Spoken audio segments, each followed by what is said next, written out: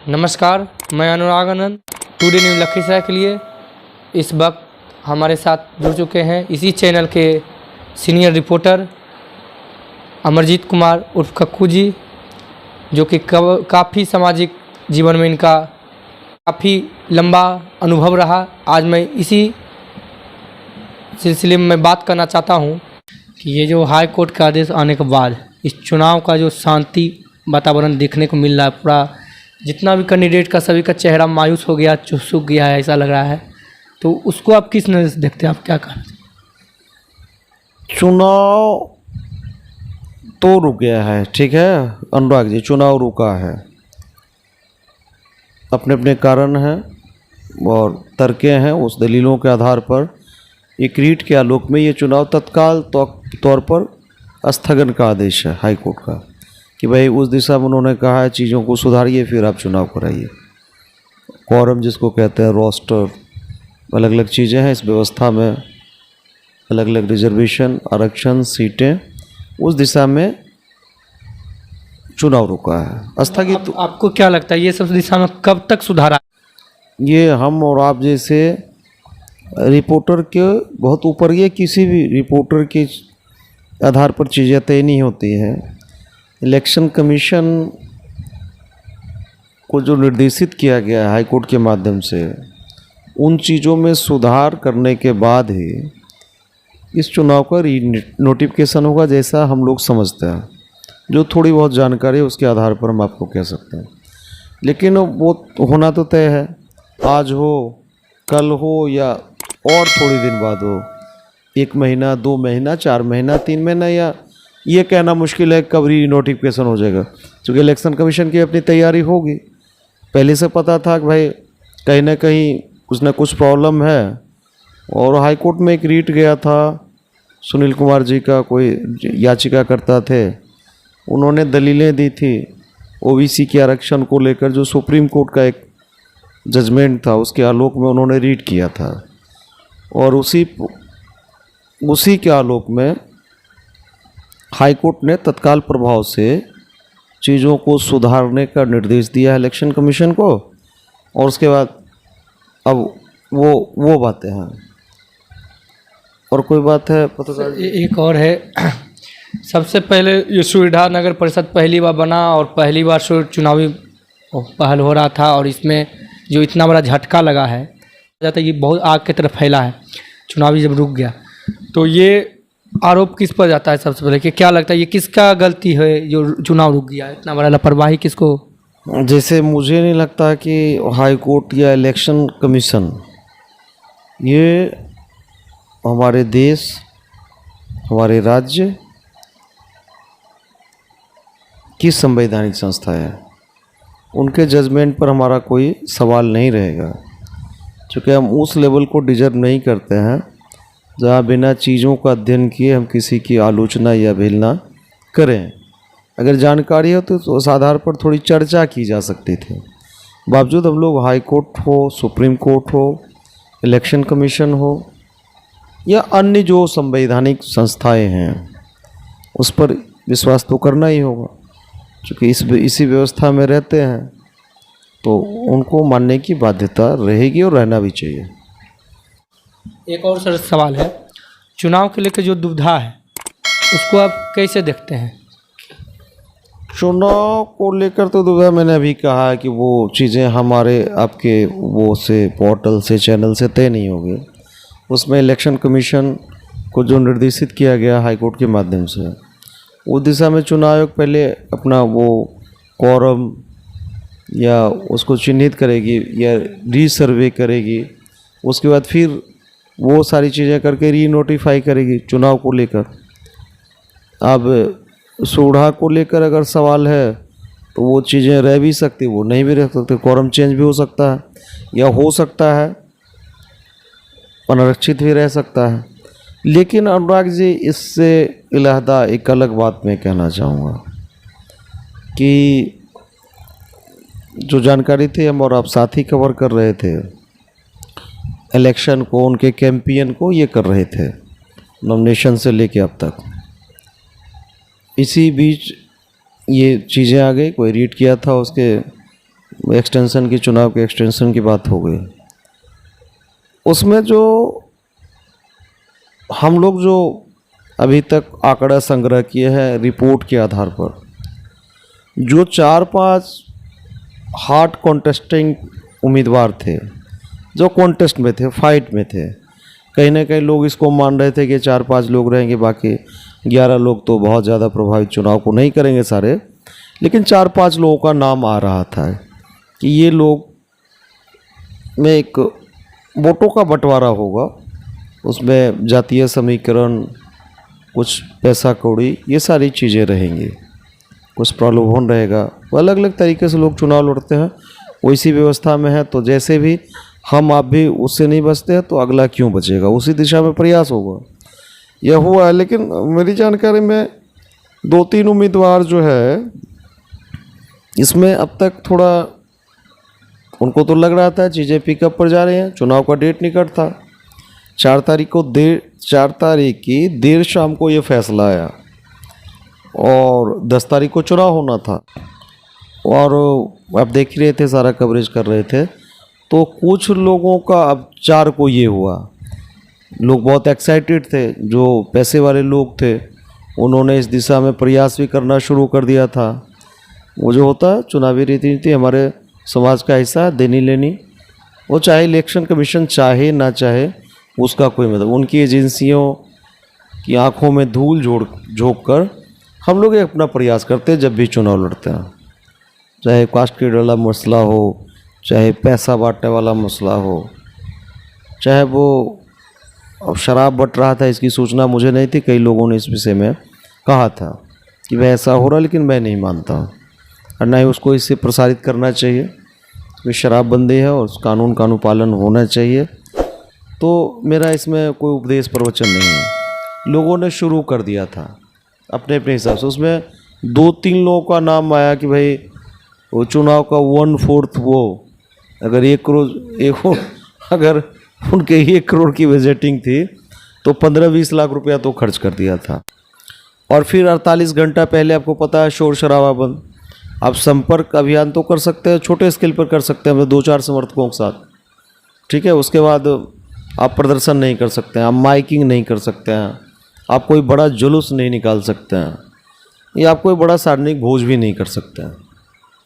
वो तो उसी से वो भी सही थे, जो जिन्होंने बड़ी मात्रा में वो अपनी पूंजी लगा थी वो भी सही थे अपने हिसाब से, लेकिन सबसे ज़्यादा वो सही थे जो वेट एंड वॉच के हिसाब से थे कि पहले वो हाई कोर्ट का देख लें, माननीय उच्च न्यायालय का फैसला देख लें, उसके बाद शुरू करेंगे देनी लेनी का काम। तो वैसे लोगों की थोड़ी बल्ले बल्ले रही, और जो एकदम उत्साह में थे वो धड़ल्ले से भोज भात कर रहे थे या बड़े स्केल पर वो वितरण शुरू कर चुके थे, उनके लिए थोड़ा ये झटका है अनुराग जी मेरे ख्याल से। वाजवाब। ये वितरण का जो कार्य चलता है इस पर प्रतिबंध क्यों नहीं लग पाता, आखिर क्यों चलते रहता है, इससे क्यों नहीं बच पाता है? इससे आप बच भी नहीं सकते, क्योंकि हमारा समाज भी उसी दिशा में है। केवल उम्मीदवार कहाँ से आते हैं भाई, इसी समाज से आते हैं ना, कोई ऊपर से तो आते नहीं, वो जन्नत से जहाँ वो स्वर्ग से ऐसा तो होता नहीं, इसी समाज से आता है। और हम वोटर कहाँ के होते हैं, मतदाता इसी समाज से होता है। तो ऐसा भी नहीं कि सारे लोग, इस पर कई चर्चा रही है। हमने वो डॉक्टर विजय विनीत सर का वो लिया था इंटरव्यू, आपको याद होगा, उस पर भी चर्चा रही। एक दिन दिव्यांशु रंजन जी ने मेरा पकड़ के ले लिया इंटरव्यू अपने लोक जागरण के लिए, उस दिन भी इस पर चर्चा रहे। मेरा ये मानना है उसके लिए हमारा समाज बहुत हद तक दोषी है। बांटने का तो कुछ बांटते भाई लोग, हम क्यों चले जाए? तो सवाल क्या है, हमारा समाज अभी उस लेवल पर हमारे अपने वोट के, अपने मतों के महत्व को नहीं समझता है। आप देखते होंगे कि गांव देहात में आज भी कोई सर्फ बेचने वाला भी 30 रुपये किलो वाला जो आता है, जो अपने अपने स्तर से कूटर, मैं उसकी शिकायत नहीं कर रहा हूँ, वो भी कोई बाजा लेके आता है नहीं, मोपेड में लगा के वो बेचता है गांव देहात में। आपका तो सोड़ा नगर पालिका में है और इधर मेट्रोपॉलिटन, हम लोग तो गांव देहात से आते हैं, तो वहाँ आज भी बड़ी संख्या में भीड़ होती है लोगों की, औरतों की। भाई क्या आ गया, पहले वो आपको पता नहीं होश है या नहीं है, या आप तब थे या नहीं थे। हम लोग का एक दौर था, बाइस्कोप वाले आते थे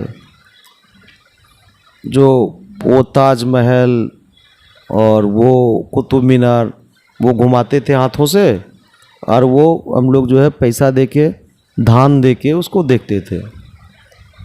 बंदर वाले आते थे, वो डुगडुगी बजा के धर्मेंद्र हेमा मालिनी बना के नाच गाना करवाते थे, और फिर जादू वाले आते थे, ऐसे चलता रहा। तो आज भी हमारा चुनाव व्यवस्था के बारे में हम बात नहीं कर रहे, हमारा समाज इसी तरीके से दिखता है।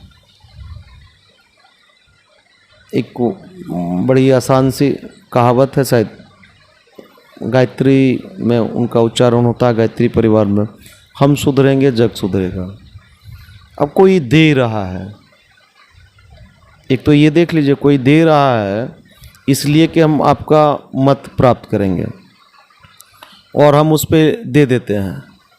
जवाबदेह उम्मीदवार कैसे हो सकता है? एक एंगल ये भी है, हम सारे लोग जब चुनाव होता है तो बड़े लंबा चौड़ा भाषण देने लगते हैं कि भाई वो इन्फ्लुएंस कर रहा है, कास्ट पे कर रहा है, वो पैसे पे कर रहा है, वो शराब पे कर रहा है, वो प्रलोभन पे कर रहा है कि हम जीत जाएंगे तो ये कर देंगे। लेकिन गलती उनकी भी नहीं है, वो प्रयास कर रहे हैं ना, वोट तो हम आम मतदाताओं को देना है। जब से पंचायती चुनाव का गठन हुआ था तब से ही ये नोट वाला काम चल रहा है, या कब से ये नोट वाला जो लेन देन वाला होता है, नोट पर बिकता, मुर्गा पर बिकना वोट, ये शुरू से ही परंपरा चलता है? उसको आप कई पार्ट में देख सकते हैं, लेकिन इस तरीके से नहीं होता था। पंचायती राज में चीज़ें थोड़ा ज़्यादा होती हैं, लोकली सुपर चुनाव होता है, घर घर उम्मीदवार होते हैं, और उसके घर घर पड़ोस में हर एक पड़ोसी समर्थक या विरोधी होते हैं। तो ये जो कंपटीशन का जो भाव है, ये जो आगे निकल जाने की होड़ है, उसी में चीज़ें कि अब ये तय मान लिया जाता है कि मान लीजिए 11 उम्मीदवार नगर परिषद के मेयर पद के लिए जो नॉमिनेटेड थे, अब चीज़ें वो रहेंगे नहीं रहेंगे वो तो हमारा विषय नहीं है, या जो 14 उप मेयर के लिए थे, तो उस होड़ में लोकतांत्रिक व्यवस्था में उम्मीदवारी तय करते हैं, आग्रह हमारा काम है। हम अपनी उम्मीदवारी और दावेदारी फिर तय करते हैं, भाई मैंने ऐसा किया है, मेरा ये रिकॉर्ड रहा है, हम सामाजिक रहे, हमारा परिवार सामाजिक रहा, हमने ये कंट्रीब्यूट किया है। इस विषय पर बातें लूप होती जा रही हैं। उनको लगता है इस विषयों से लोग उब चुके हैं, आम मतदाता भी उब चुके हैं इन विषयों से, कि ये कहानी सुना भैया वोट लेता है।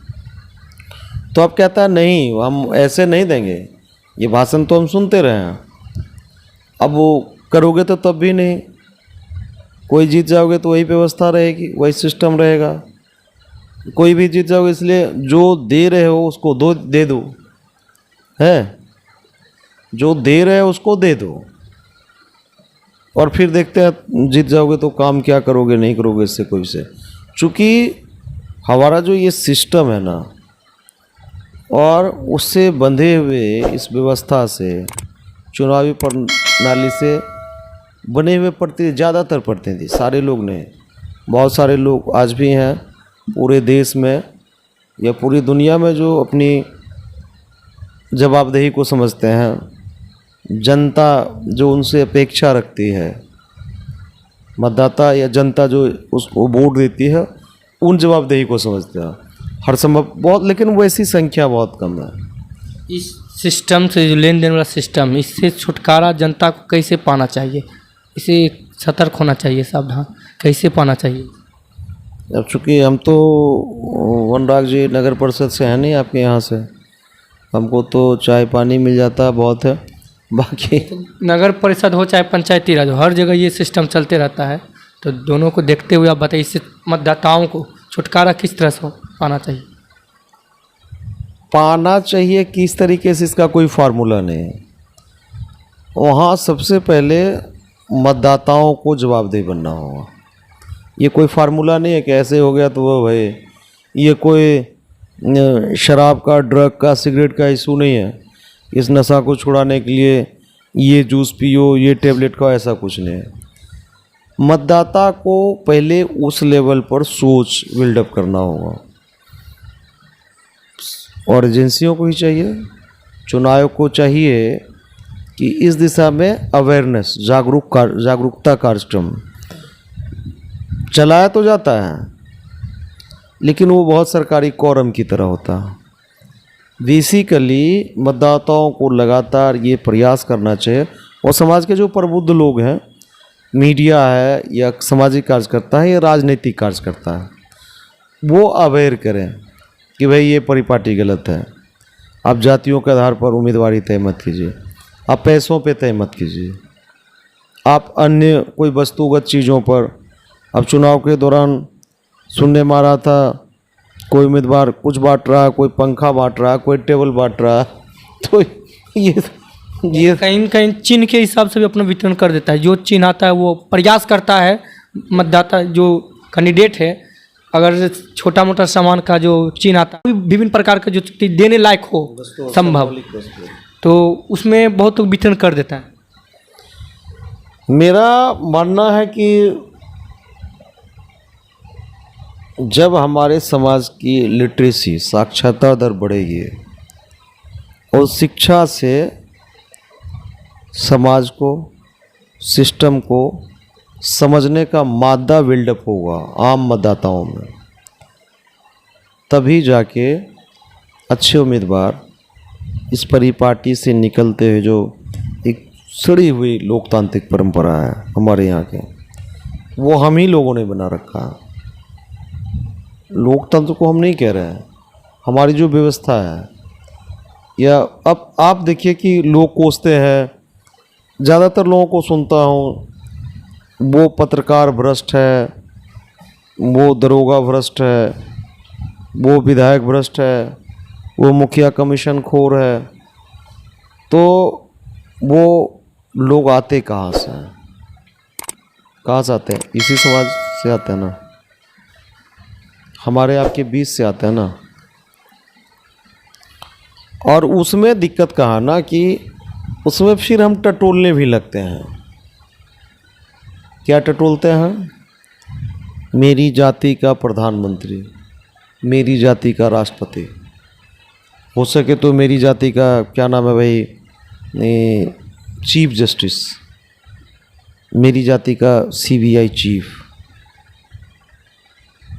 मेरी जाति का हो सके तो यूनाइटेड नेशन का महासचिव, मेरी जाति का दरोगा, मेरी जाति का मुखिया, मेरी जाति का। कहीं न कहीं जातिवाद भी प्रभाव लाता है चुनाव में, वोट में। अरे लाता नहीं यार, मैं क्या कर रहा हूँ। अब एक टेक और लीजिए, सवाल क्या है कि वो हम ही लोग जवाबदेह होते हैं।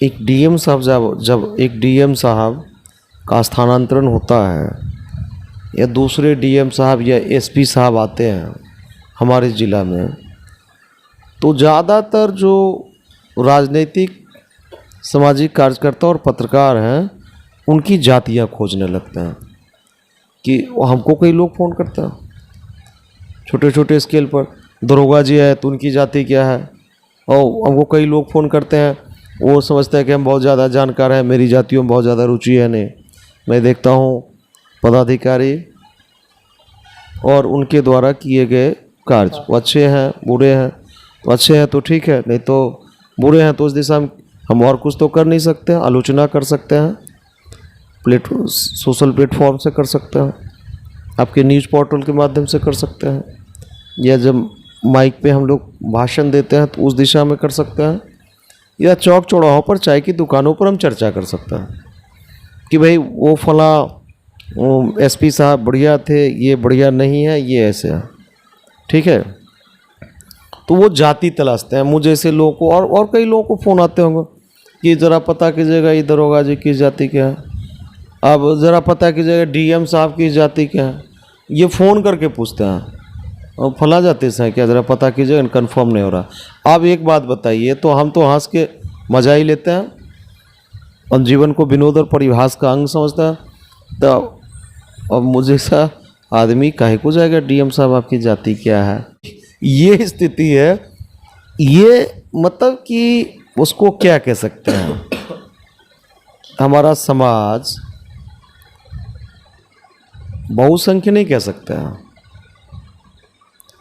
आज भी मतदाता, बहुसंख्य तो मतदाता हुए, लड़ने वाले तो 11 हैं और लड़ाने वाले ये समर्थक कितने होंगे, 1500।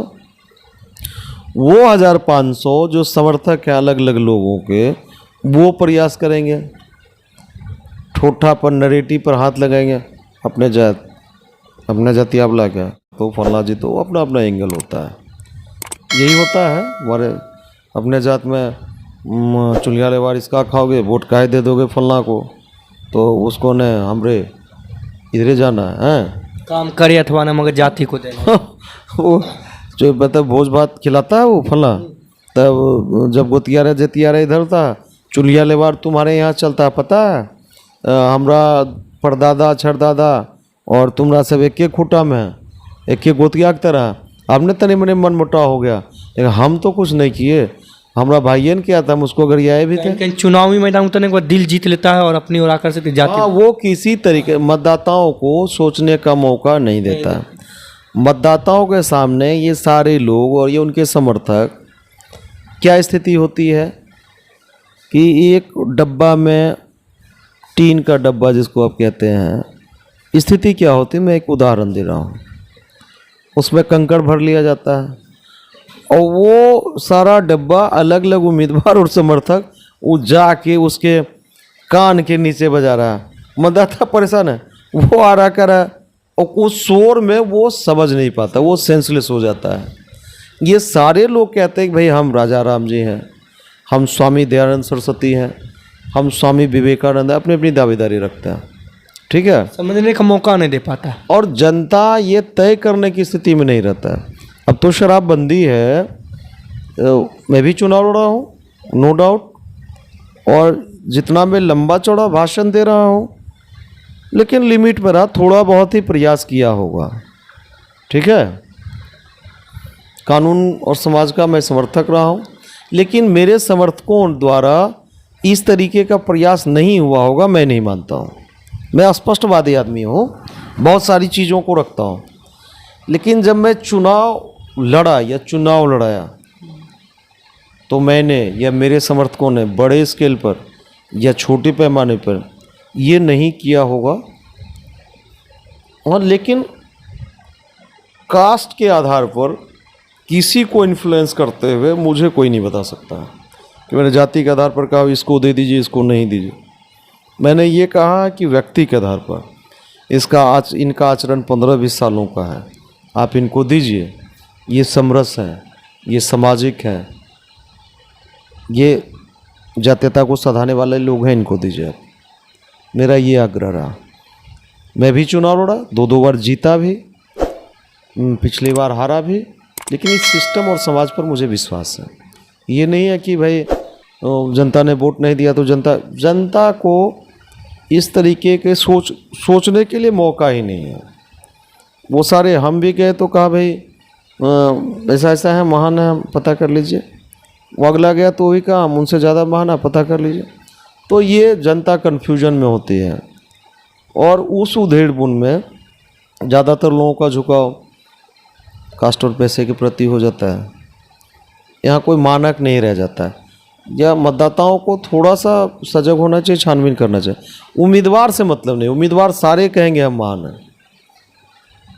ये जितने लोग लड़ेंगे ना, ये कहेंगे हम साफ़ सुथरे हैं, हम बहुत अच्छे हैं, हमारी ये दावेदारी, हमने ये किया है, वो किया है। जनता को पता करना चाहिए, मतदाताओं को, कि भाई ये जो बोल रहा है इस दावे में सच्चाई है कि नहीं। उसी में से कोई ना कोई तो होंगे जो थोड़ा बेहतर होंगे 11 में, थोड़ा बेहतर होंगे, उसी में से कोई ना कोई एक तो होंगे। होता है ना भाई, अब इंसान है तो कोई यहाँ ईश्वर देवता तो आए नहीं है, सारे इसी समाज से हैं, तो उसमें कोई ना कोई थोड़ा अच्छा थोड़ा बुरा रहे होंगे।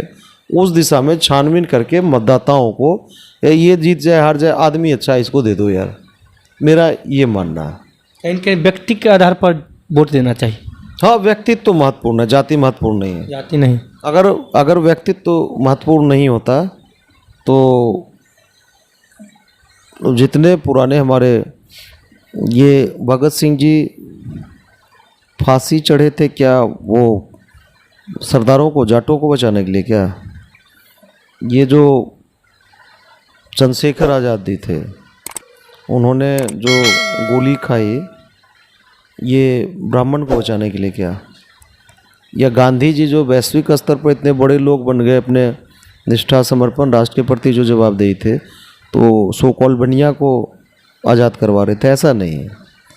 उसमें ये देखना होगा कि व्यक्ति के आधार पर वोट किया जाए, उसी में से कोई अच्छा बुरा होंगे, उसी में से कोई तो होंगे, थोड़ा बेहतर तो होंगे।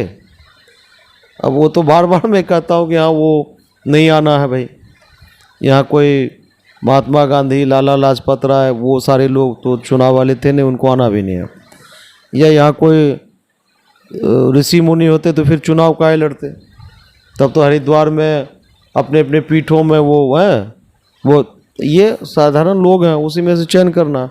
हमसे आपसे जैसे लोग हैं ये, उसी में थोड़ा अच्छा कौन है थोड़ा बुरा कौन है ये कर देना। और जो लगे कि ये थोड़ा बेहतर है, इसका अपना कोई छोटा भी कंट्रीब्यूशन है औरों की तुलना में, उसको वोट दे दें, ये सोच के कि व्यक्ति अच्छा है, वो जीत जाए हार। जब आप छानबीन करेंगे तो वोट देंगे व्यक्ति के आधार पर, उनके व्यक्तित्व के आधार पर, उनके कंट्रीब्यूशन के आधार पर। और जब देंगे आप ये सोच के कि जीते नहीं, तो और भी लोग ऐसे होंगे ना, फिर वो चुनाव जीतेगा। तो उस दिशा में हमारा समाज थोड़ा मेरे ख्याल से आगे निकलेगा। लेकिन फिलहाल इस विमर्श में अभी उस लेवल तक हम लोग नहीं पहुँचे हैं, इलेक्टोरल पॉलिटिक्स में तो बिल्कुल नहीं पहुँचे। ठीक, बहुत बहुत धन्यवाद सर, आपने जो हमारे चैनल पे काफ़ी लंबे समय दिए हैं। फिर किन्हीं इसी सामाजिक कार्यकर्ता के साथ मैं सामाजिक जीवन के बारे में विशेष बातचीत करूंगा। इसी के साथ देखते रहिए आप टुडे न्यूज़ लखीसराय। धन्यवाद।